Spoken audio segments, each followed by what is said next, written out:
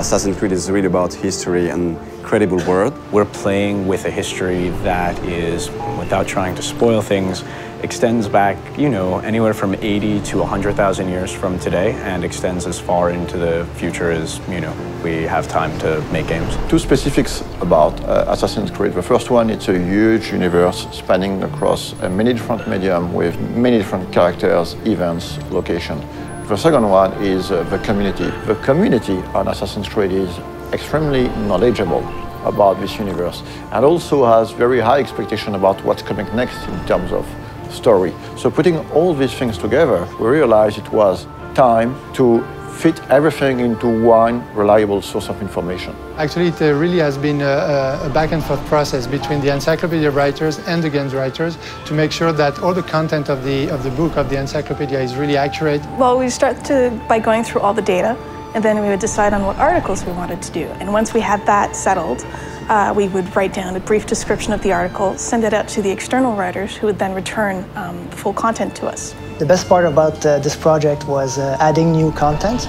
Every time you get a chance to work on a brand like Assassin's Creed, it just makes your day, We are covering and unveiling a lot of information on characters such as Altair, Ezio, Desmond Miles, Subject 16, but also new assassins such as Shao Jun.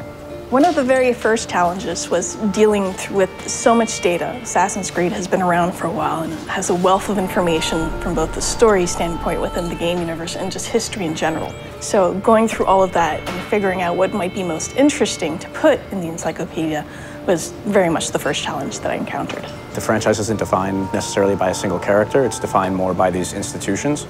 So we have the option of moving in and out of different historical periods, different geographical locations, different individual important events throughout human history. And so we have a wide variety of options, a lot of different material that we can mine for ideas and stories. Imagine this project as a huge puzzle with thousands of different pieces involving a lot of different people. We have tools to track all the narrative threads that we're creating. So we have database, we have Bibles, we have some visual guidelines. So my main role is to make sure everything fits together. So what we did was we tried to match specific kinds of content to writers whom we knew or figured would be interested in writing that kind of stuff. Some of the biggest experts on Assassin's Creed are actually within the community. So when the time came to start writing the encyclopedia, we realized it would be very good to try to seek one writers coming from the community. So I heard about the job writing for the Encyclopedia on the UB Workshop website,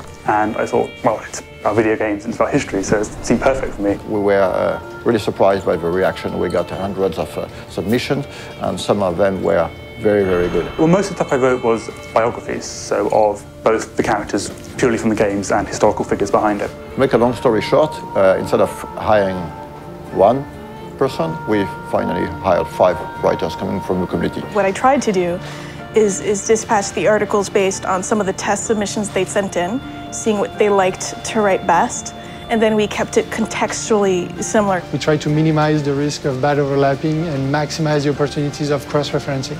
As for the design aspect of the encyclopedia, we worked with a local agency called Double Echo.